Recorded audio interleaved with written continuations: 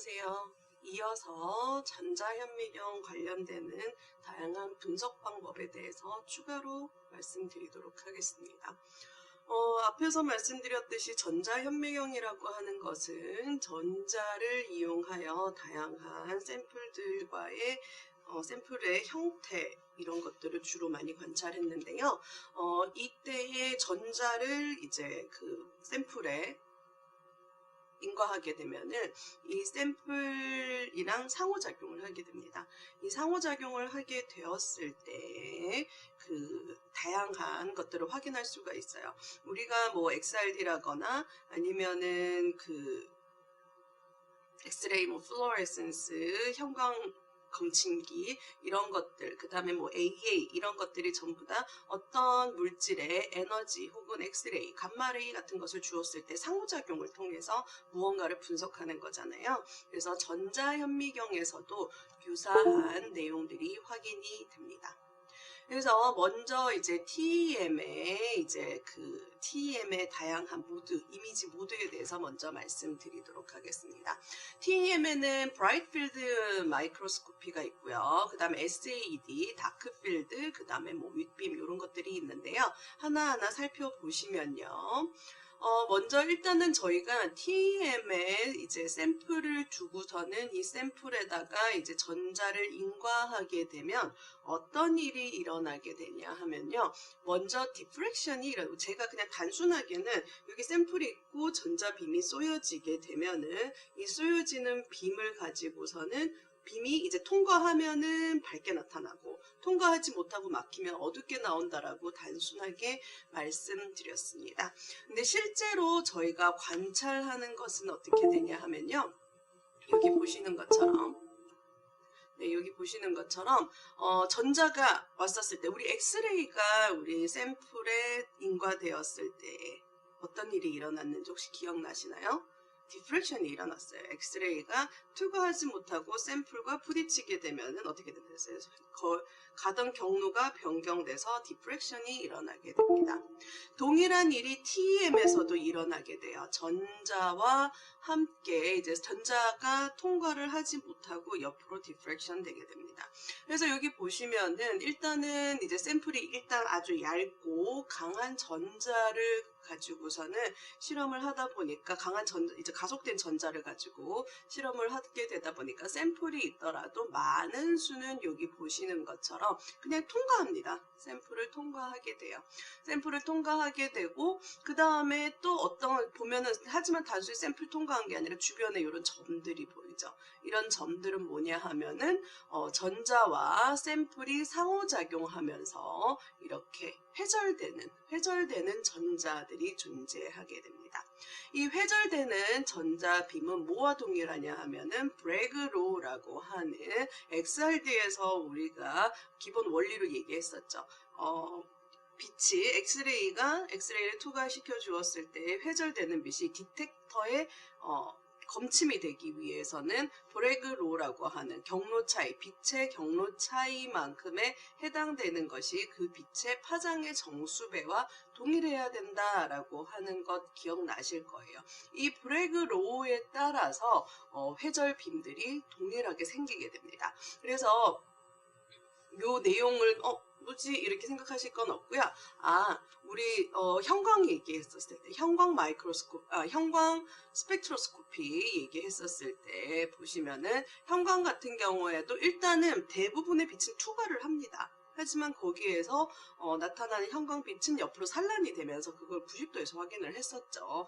약간 그런 것처럼 대부분의 전자는 일단 투과를 하고 말씀드렸던 대로 투과 많이 한 곳은 밝게, 아닌 곳은 어둡게 이렇게 나타나지만 그와 함께 결정이 있을 경우, 특정한 구조를 가지는 결정이 있을 경우에는 이 결정과 전자가 상호작용을 하면서 이런 디프렉션 패턴들을 이루게 되고요.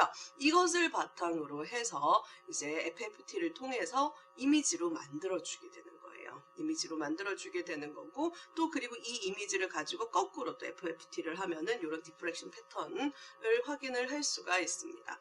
그래서 말씀드렸듯이 이제 XRD 같은 경우에는 한 방향에서 그 엑스레이가 오면은 브래그로에 따라서 이제 디프렉션이 일어나게 되고요.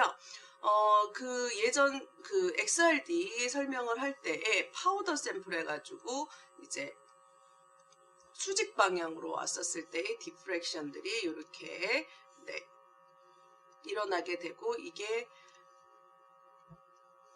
디프렉션 된 빛이 디바이콘이라고 하는 요런 이제 그 브레이크로에 따라서 원리는 똑같습니다. 원리는 브레이크로랑 똑같은데 여기에서 결정의 각도에 맞춰서 각도에 따라서 결정의 구조에 따라서 특정 각도에서 이렇게 디프렉션 되는 픽들이 관찰이 되게 됩니다. 그리고 이것을 단면으로 이제 찍어보면은 우리가 그 XRD에서 보여지는 것과 동일한 이제 스펙트럼을 구할 수 있게 됩니다. 그러면 여기에서 브래그로에 의해서 그 회절 패턴이, 전자 회절 패턴이 나타나나, 우리가 이제 일반적으로 봤던 요런 이제 공식보다는 파우더 XRD에서 보여지는 것처럼 위에서 내려오는 전자에 의해서 파우더에 있는 격자에 의해서 샘플에 있는 격자에 의해서 회절되는 빛들이 이제 사방으로 방사형으로 이제 나타나게 되고요. 이게 그 그게 싱글 크리스탈, 이 샘플 전체가 싱글 크리스탈일 경우에는 사실 모든 샘플들이 다 같은 방향으로 있기 때문에 원형이 아닌 점으로 디프렉션이 되게 되고요. 예를 들어서 이 물질이 다 그러니까 멀티 크리스탈이라거나 아니면은 파우더 형태, 작은 알갱이로 이루어져 있는 경우에는 콘의 형태로 나타나게 됩니다. 네, 그래서 이제 저희가 일반적으로 보는 TEM 이미지는 저희는 보통 여기 보시는 것처럼 이런 이미지를 얻습니다. 산화철 이미지고요. 여기 보시면은 점이 하나 보이는데 이게 전부 다 원자입니다. 원자이고 여기에서 이제 까만색들이 원자가 있는 자리가 되게 됩니다. 그래서 여기 보이시죠? 그리고 이것을 실제로 이제 전자빔이 왔었을 때는 이렇게 나타나게 됩니다. 그래서 아까 저희가 밀러 지수를 이야기할 때는 여기 보시는 것처럼 그 면으로 얘기한다라고 말씀드렸고요.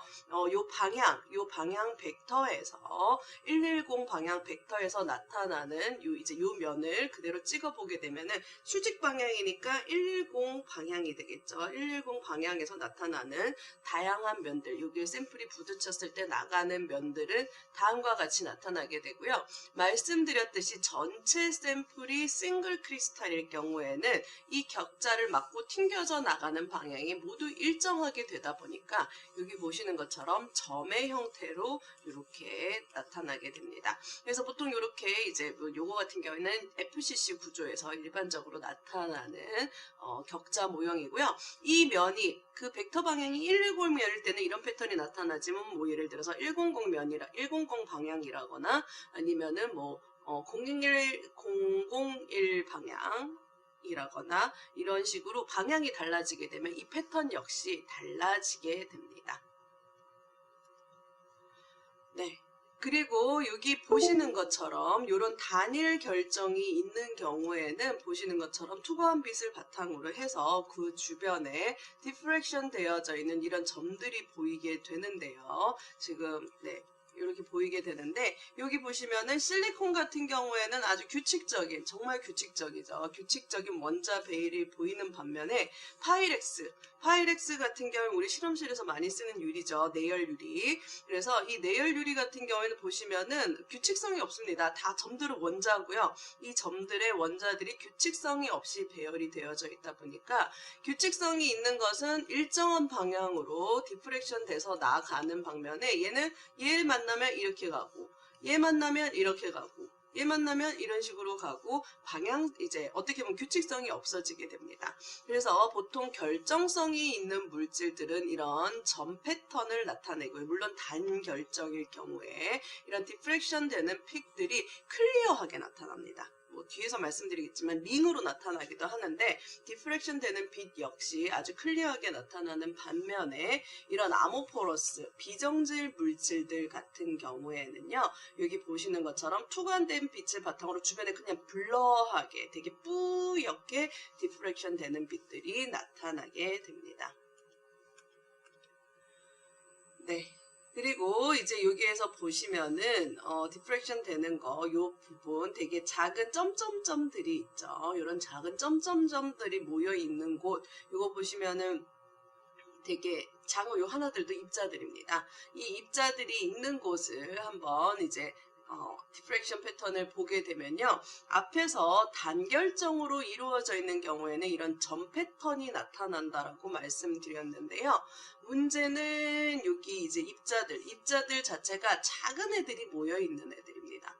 작은 애들이 모여 있다 보니까 이 물질 자체를 확대해서 봤었을 때는 싱글 크리스탈일 수도 있지만 단결정일 수도 있지만요, 문제는 얘네들이 다 작죠. 도메인 자체가 작다 보니까 얘네들 이 방향으로 이렇게 보았을 때는 이 단결정들이 랜덤으로 있다 보니까 이 입자를 이제 입자의 전자가 왔을 때는 일정한 방향으로 가고 요 입자에 왔을 때도 일정한 방향으로 가기는 하겠으나 방향들이 다 일부가 이렇게 다 다르게 틀어져 있다 보니 아무래도 점으로 나타나진 않고요. 다만 디프렉션 되는 각도의 경우에는 동일하다 보니까 여기에서 같은 각도로 디프렉션들이 일어나게 되고 그로 인해서 이 점들이 링처럼 이렇게 나타나게 됩니다.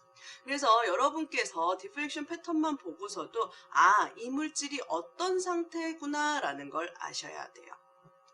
그래서 보시면은 결정성 물질일 때 단결정, 이 샘플이 단결정으로 되어져 있구나, 그럴 때는 점 패턴으로 나타나게 되고요. 아모포러스한 거는 디프렉션 패턴이 클리어하지 않습니다. 그리고 다결정 혹은 밀입자, 아주 작은 크기의 입자들을 전체를 찍게 되면은 이런 링 패턴, 클리어한 디프렉션 패턴이 보이기는 하나 보시는 것처럼 링 패턴으로 나타나게 됩니다. 그리고 이 링 패턴 같은 경우에도 뭐 앞에서 보여드렸던 결정성도 마찬가지기는 하지만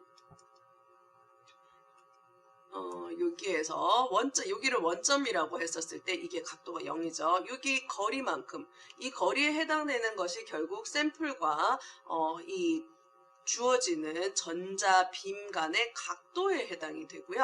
이거를 단면으로 이렇게 쫙 선을 그으면은 결국 특정 각도에서의 이런 강한 인텐시티로 나타나기 때문에 우리가 XRD에서 관찰됐던 정보와 동일합니다. 다만 우리가 XRD에서 볼 때는 대부분 이런 단면의 스펙트럼으로 보고요.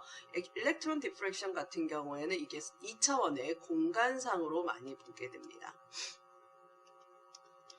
그리고 여기 보시는 것처럼 링 패턴의 경우도 마찬가지입니다. 링 패턴의 경우도 이제 보시면은 원점을 바탕으로 쭉 그었을 때 샘플에서 이렇게 쭉 이제 이렇게 됐고 요 각도들이 다 달라지겠죠. 그래서 이 달라지는 각도에 따라서 나타나는 이 피크들을 브래그로를 통해서 계산을 해주시면은 모두 다 그 결정의 간격과 관련되는 정보를 얻을 수가 있습니다. 그래서 이렇게 디프렉션 패턴을 가지고서는 이 결정성 물질이 어떤 상태이다. 일단 첫 번째 알 수 있는 건 뭐다? 이 물질이 크리스탈이다. 아니다. 그 다음에 밀입자다. 아니다. 아니면 싱글 크리스탈이다. 만약에 밀입자, 이제 다결정일 수도 있고요. 근데 다결정은 아닌데 크기가 작은 경우다. 그런 경우에는 사실 이것을 확대해서 그 부분만 이제 디프렉션 패턴을 찍게 되면은 단결정으로 나오긴 하지만 다양한 레졸루션이라거나 이런 것 때문에 요즘에는 FFT로 계산을 통해서 이미지를 통해서 디프렉션 픽을 계산해서 보여주기도 합니다. 그리고 이렇게 나타나는 디프렉션 같은 경우 디프렉션만 일어나는 게 아니라 우리 메스바워라거나 아니면 메스바워는 아니군요. 형광 검출기, 원자형 엑스레이 형광 원소 분석기 같은 경우에는 어떻게 됐어요? 원자 주변에 전자들이 있는데 이게 엑스레이를 쳐줬을 때 1s 오비탈에 있는 전자가 뛰쳐나가고 이때 바깥에 있는 전자가 안으로 들어올 때 나타나는 형광을 통해서 원소를 분석한다라고 말씀드렸습니다. 근데 이거 같은 경우에는 뭐 뒤에서 또 말씀드리겠지만은 동일한 일들이 또 일어납니다. 가속된 전자다 보니까 우리 어떻게 돼요? 당구 이제 좋아하시는 분 있을지는 모르겠는데 당구 공이 있는데 거기다 공을 던졌어요. 그럼 어떻게 돼요? 공이 앞으로 튕겨져 나가겠죠. 우리가 세게 팡 치면은 공이 앞으로 튕겨져 나가죠. 동일한 일이 여기서도 일어납니다. 그러면 가속된 전자가 이 원자들을 물론 디프렉션 되기도 하지만 투과하기도 하고 일부는 전자를 떼어내면서 이때에 이제 우리 엑스레이를 통해서 분석했던 다양한 기법들이 일어나게 되고요. 이것을 통해서 우리가 또 분석의 분석 성분이 무엇인지를 분석할 수가 있습니다. 자세한 건 뒤에서 또 얘기 드릴게요. 네. 그래서 이제 결정 구조들을 쭉 보시면요.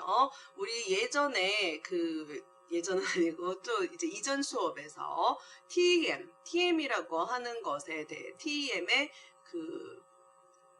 홀더에 대해서 말씀드렸죠.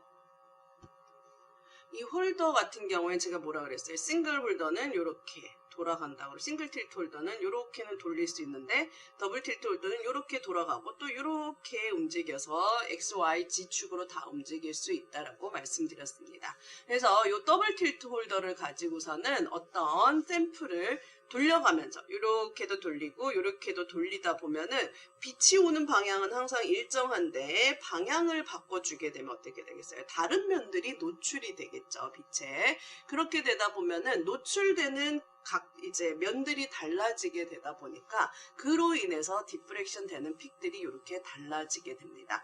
앞에서 110면 같은 경우에 산화철의 110면 여기에 이렇게 나왔고요. 이거는 산화철은 아니고 페로브스카이트 중에 하나인 물질인데요. 이 물질의 다양한 면 1원바 원면, 그 다음에 001면, 011면, 1바 10면, 그 다음에 112바 면으로 이렇게 노출을 시켰을 때 나타나는 디프렉션 보면 어때요? 면마다 다 다른 특징을 보여주게 됩니다.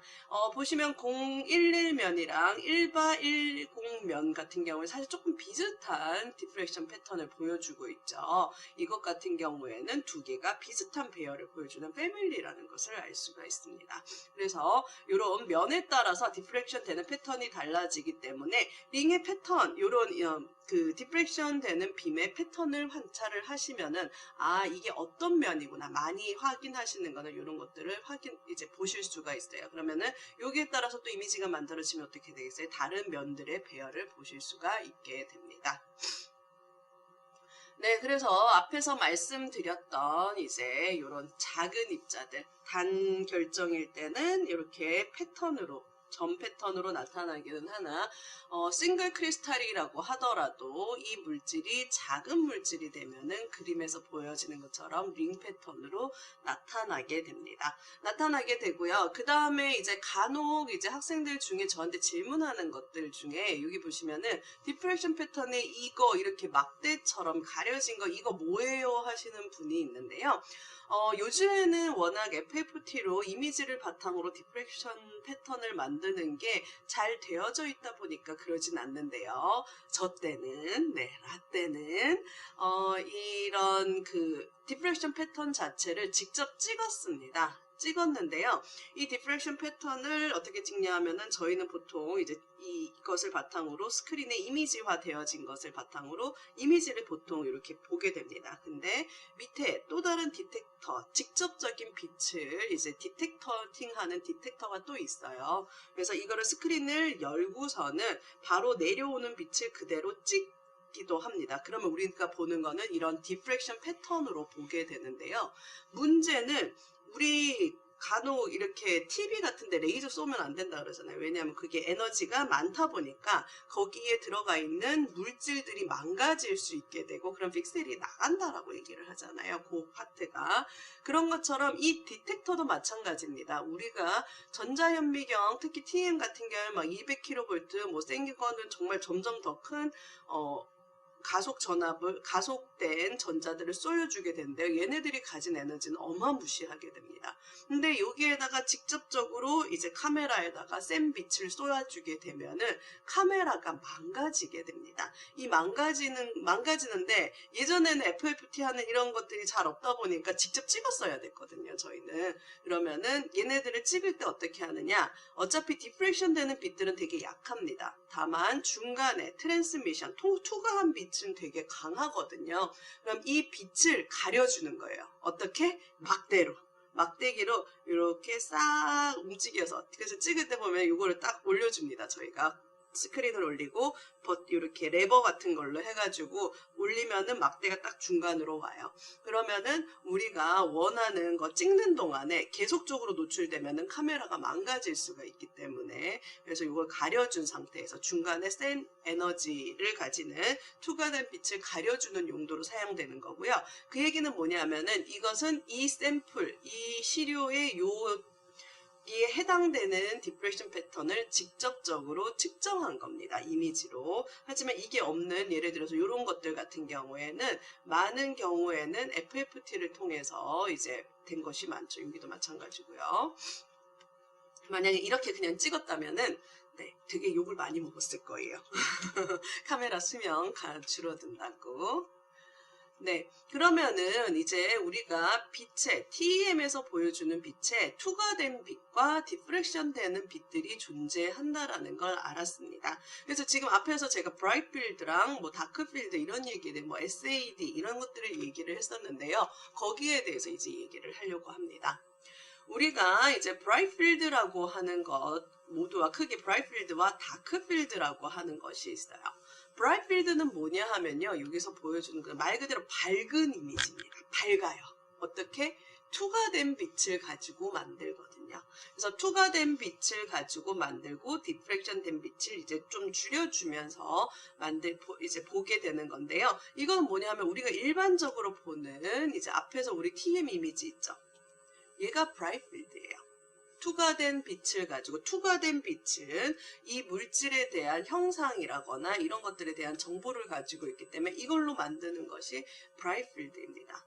그럼 교수님 디프렉션 패턴이 있으면 안 되나요? 있어도 돼요. 상관은 없어요. 다만 뭐가 달라지냐면은 디프렉션 된 빛은 사방으로 빛이 퍼져나가게 되면서 이미지에 뭐라 그래야 되나요? 채도는 아니고 선명도랑 관련이 있다라고 보시면 돼요. 그래서 디프렉션 된 빛을 제거해주면서 이미지를 보다 클리어하게 만들어주는 거고요. 그래서 어브젝티브 어퍼처라고 해서 저희가 이제 나중에 요거를 이렇게 어퍼처를 돌려가면서 구멍의 크기가 있거든요. 이 구멍을 조절해 가면서 이미지를 만들어주면서 디프렉션 된 빛들을 제거하면서, 그러니까 제거를 어디까지 할 거냐, 너무 많이 제거되면 또 이미지가 이상해요. 그래서 이렇게 제거해주면서 예쁜 이미지 만들어주는 게 이런 브라이트 필드 이미지고요. 다크 필드 이미징은 뭐냐 하면요. 디프렉션 된 빛을 가지고 보는 겁니다. 아마 이건 조금 안 익숙하실 거예요. 많이 안 보여주다 보니까. 이거 같은 경우에는 여기 보시는 것처럼 여기는 조금 이제 빛 자체를 옆으로 기울인 상태에서 디프렉션 된 빛이 여기 보시는 것처럼 트랜스미턴스 옆에 있는 쭉 내려오는 것처럼 보여지게 이렇게 정면으로 내려오게 이렇게 만들어주는 것도 있고요. 이게 온 엑시스고요. 아니면 일반적으로 이렇게 똑같이 위에서 내려오되 다만 이제 우리가 측정하고자 하는 어퍼처의 위치를 디프렉션 된 빛으로 이동을 함으로써 찍는 다크필드가 있는데요. 어떤 형태건 이건 이미지 찍는 기계의 타입이라거나 뭐 테크닉적인 문제고요. 중요한 건 뭐냐면 디프렉션 된 빛을 가지고 이미지를 만든다는 겁니다. 트랜스미션이 아니고. 그러니까 아무래도 되게 조금 있는 빛을 가지고 만드니까 어두워지겠죠. 그래서 그 예를 보여드리는 게 여기입니다. 이게 브라이트 필드고요. 이게 다크 필드예요. 이미지는 기본적으로 비슷합니다. 근데 브라이트 필드는 우리가 일반적으로 보는 거 뭔지 아시게 될, 뭐 그냥 이렇게 생긴 물질이구나 라고 하게 되는데요. 다크 필드 같은 경우에는 여기 보시는 것처럼 네, 뭔가 비슷한데 다르죠. 네, 그게 왜 그렇게 되는지 뒤에서 말씀드리겠습니다. 일단 브라이트 필드 같은 경우에는 여기 보시는 것처럼요. 전체 빛을 다 활용할 수도 있고요. 아니면 중간에 트랜스미션 된 이제 투과된 빛만 사용을 할 수도 있습니다. 여기 보시는 것처럼 전체 디프렉션까지 보면요. 형태의 차이는 없습니다. 똑같습니다. 전체적으로 다 되는데 제가 말씀드렸죠. 선명도의 차이라고. 여기에서 디프렉션 된 빛은 밖으로 빛이 퍼져나게 되는 거다 보니까 전체적으로 좀 밝게 나타나게 됩니다. 근데 디프렉션 된 거를 제거해 주게 되면요. 여기 같은 경우에는 아무래도 투과가 되고 안 되고에 따른 선명하게 차이가 존재하게 되고요. 그래서 디프렉션 된 빛을 얼마만큼 제거하느냐에 따라서 이미지의 선명도가 달라집니다. 이 어퍼처 같은 경우는 돌리면서 크기를 바꿔줄 수 있습니다. 그 다음에 이제 그런 브라이트 필드가 뭔지는 아시겠죠. 그냥 투과된 빛으로 이미지를 만드는구나. 디프렉션 된 빛을 제거하는 정도에 따라서 이 영상이 달라지는구나 라는 걸 아실 수 있을 거고요. 그 다음에 이제 여기 보시는 디프렉션 된 빛을 가지고서는 이미지를 만들면요. 디프렉션 된 빛은 제가 뭐라고 말씀드렸어요. 어떤 특정한 격자와 전자가 상호작용해서 회절된 것이 이 빛이라고 말씀드렸어요. 그럼 거꾸로 얘기하면은 이 빛은 뭐에 대한 정보를 가지느냐? 얘가 이 각도로 회절되도록 한 이 격자에 대한 정보를 가지고 있는 겁니다. 그러면 뭐냐 하면은 이 격자, 그럼 이 물질에 해당되는 부분만 이미지로 여기에 나타나게 되는 거예요. 그래서 이 디프렉션 된 빛을 가져가면 여기 점점점점 이 디프렉션에 해당되는 것이 여기에 해당되는 이미지로 나타나는 것에 대한 물질이고요. 그럼 우리 디프렉션 된 거리와 기타 등등 여러 가지를 봤었을 때 이 물질이 뭐 예를 들어서 Fe3O4다. 하나의 물질로 이루어져 있을 수도 있겠지만은 어떤 건 Fe3O4에 예를 들어 제가 뭐 실버를 일부를 섞었어요. 그러면은 실버가 어디에 분포하는지를 그 실버에 해당되는 디프렉션 된 빛을 가지고 보면은 관련되는 해당 정보를 얻을 수가 있습니다. 네. 그래서 브라이트 필드랑 다크 필드 여기에 따라서 이 이미지랑 물질에 대한 성분에 대한 정보를 아실 수가 있게 됩니다. 되게 재밌죠? 그죠? 그래서 이런 것을 가지고 방막 같은 것들, 이제 여러 물질을 섞어서 분석하시는 분들은 관련되는 기술들을 많이 사용을 하고 있습니다. 다음으로 여기 이제 보시면은 전자가 이제 들어왔었을 때 이미지 만들어주는 것 외에도 제가 말씀드렸죠. 전자들과 상호작용을 한다고요. 그래서 우리 엑스레이가 이렇게 쪼여주었을 때 엑스레이라는 건 강한 에너지죠. 결국 강한 에너지가 시료애랑 만나게 되면 어떤 일이 일어난다고 말씀드렸어요. 전자가 튀겨져 나가기도 합니다. 바깥에 있는 전자가 튀겨져 나가기도 하고요. 안쪽에 있는 전자가 튀겨져 나가기도 합니다. 그러면 튀겨져 나간 전자들을 그대로 있는 게 아니라 바깥에 있는 것들이 우린 안쪽부터 빨리 채워야 돼 하고 바깥에 있는 전자들이 안으로 채워지게 됩니다. 이때에 또 다른 엑스레이를 나타나게 되고요. 엑스레이나 빛을 나타내게 되고 그로 인해서 우리가 성분 분석을 할 수 있다라고 말씀드렸죠. 그래서 SEM이건 TEM이건 동일한 일들이 나타나게 됩니다. 그래서 보시면은 샘플을 딱 주었을 때 우리 보시면 백스캐터드 뒤로 튀겨져 나가는 빛도 있고요. 이거 같은 경우에는 요거 SEM에서 백스캐터드 일렉트론을 통해서 SEM 이미지를 만들고 있고요. 세컨더리 일렉트론도 마찬가지입니다. 튀겨져 나가는 것들. 통해서 만들 수도 있고요. 오제도 마찬가지지만 보통 백스캐터드나 세컨더리 일렉트론을 통해서 성분과 그런 이제 형태 같은 것들을 알아낼 수 있고요. 그 다음에 투과하는 빛을 통해서도 또 이 물질이 어떤 물질인지 어떻게 생겼는지 알 수 있겠죠. 그 다음에 앞에서 말씀드렸던 이 안쪽을 채워주는 요런 전자들의 발생하는 엑스레이, 추가적인 엑스레이들을 통해서 성분 같은 것들을 알 수 있게 됩니다. 그래서 일단 시료들에다가 이제 전자 혹은 엑스레이들을 이렇게 인과해 주게 되면요. 쭉 들어오게 되면은 이 에너지에 따라서 작용하는 두께가 이렇게 달라지게 됩니다. 세컨더리 일렉트론 같은 경우에는 표면에 있는 원자들과 작용을 하고 튀어져 나가게 됩니다. 튀어져 나가게 되고요. 백스캐터드 일렉트론 같은 경우에는 바깥으로 이제 최대한 좀 안으로 좀 더 많이 들어가서 튀겨져 나오게 됩니다. 그리고 이제 우리가 성분 분석을 위해서 사용되는 엑스레이, 이제 샘플 전자의 이동에 의해서 나타나는 엑스레이 같은 경우에는 좀 더 많은 영역들을 이제 좀 더 깊은 영역과 상호작용했었을 때 관찰이 되는데요.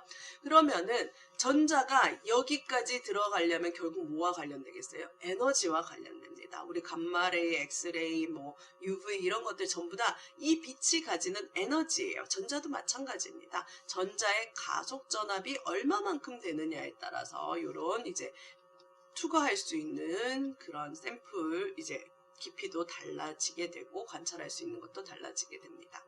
그래서 어쨌든 하지만 우리 샘 전부 다 뭐 20kV, 뭐 200kV 이런 식으로 가속 전압을 가속되어져 있는 전자들을 사용을 하기 때문에요.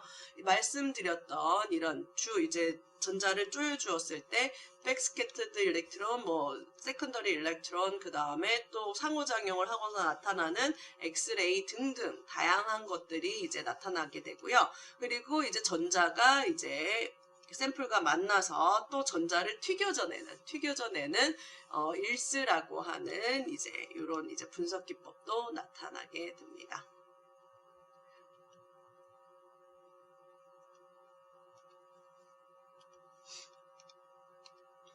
네, 그래서 여기 보시면요. 템이건 셈이건 분석하면서 또 장점 중에 하나는 이미지를 찍으면서 이 이미지의 성분들도 분석을 할 수가 있어요. 이런 분석을 할 수 있는데 이 분석 기법으로는 보통 EDX를 많이 쓰고요. 일스라는 분석 기법도 있습니다. EDX, 일스 둘 다 똑같아요. 성분 분석해요. 생분 분석하는데 다만 관찰하는 것이 좀 다릅니다. 아까 가속된 전자들이 온다라고 했고요. 그럼 공을 던졌어요. 던졌으면 어떤 공이 맞으면 튕겨져 나갈 수 있겠죠. 이 튕겨져 나갈 때에 얘네들이 튕겨져 나가려면 어떻게 돼야 돼요? 원자 핵과 이제 원자 핵이 당기는 이 힘을 극복하고서는 튕겨져 나가야 됩니다. 튕겨져 나가야 되고 이때 가장 안쪽에 있는 1s 오비탈 같은 경우에는 중간에 전자들이 없기 때문에 원자 핵에 대한 정보를 다 나타낼 수가 있어요. 왜냐하면 1s 오비탈은 앞에 아무것도 없잖아요. 그죠? 그래서 수소의 1s 오비탈이 튕겨져 나갈 때랑 그 다음에 염소의 1s 오비탈이 튕겨져 나갈 때의 에너지는 소실되는 에너지는 달라지게 됩니다. 그래서 우리가 처음에 쪼여주는 전자의 에너지는 알고 있어요. 왜냐면 그렇게 세팅을 해놨으니까요. 근데 그 다음에 이걸 막고 튕겨져 나가는 전자의 운동 에너지는 뭐겠어요? 처음에 전자가 가지고 있는 에너지 빼기 이제 원자 핵이 당기는 힘을 끊어낸 에너지만큼의 운동 에너지를 가지게 될 것입니다. 그래서 이것을 관찰하는 걸 뭐라고 하느냐? 일스라고 얘기해요. 그래서 일스를 관찰하기 위해서는 샘플 아래쪽에서 관찰을 해야 되겠죠. 일반적으로 10에서 많이 이제 되고요. 보통 그리고 이건 일반적인 템보다는 조금 고사양의 템에 많이 설치가 되어져 있습니다. 그리고 그럼 전자가 튕겨져 나갔어요. 튕겨져 나가면 어떤 일이 일어나겠어요? 바깥에 있는 전자가 안으로 들어오려고 하겠죠.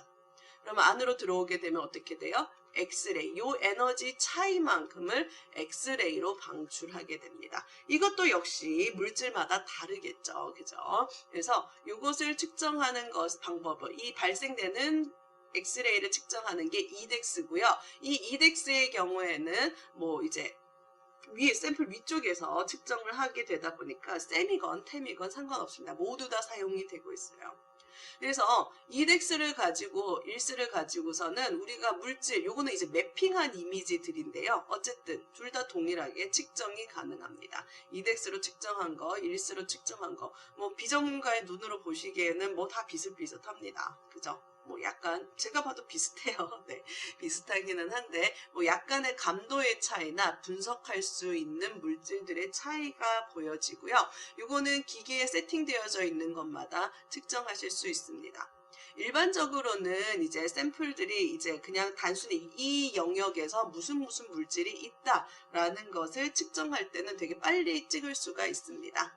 그리고 아니면은 여기에서 이제 선을 그어가지고서는 요 선에 있는 성분들을 측정할 수도 있고요.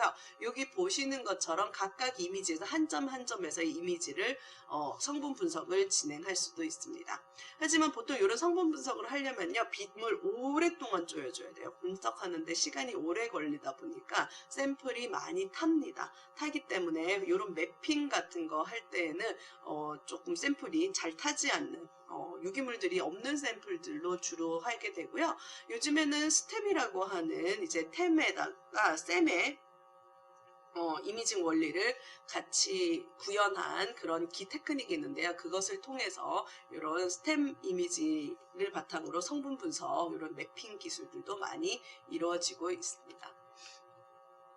그래서 이덱스랑 일스의 두 개 이제 분석법을 보시면요. 전자, 운동에너지, 원자핵에서 떨어질 때, 그 다음에 X선 방출되는 거 말씀드렸고요. 두 개의 가장 큰 차이는 뭐냐면 분석할 수 있는 물질의 범위가 다릅니다.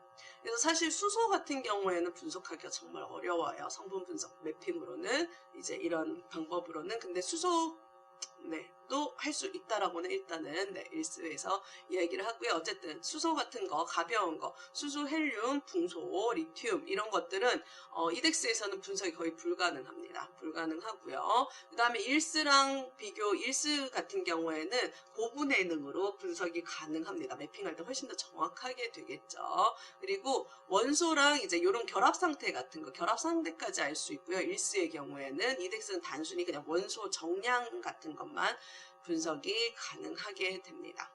그리고 이제 이덱스 같은 경우에는 이제 두꺼워도 어차피 이게 전자가 투과하지 않아도 그냥 관찰한 엑스레이만 관찰하면 되기 때문에 두꺼워도 가능하지만 일수는 아주 얇은 샘플 템에서만 가능하고요.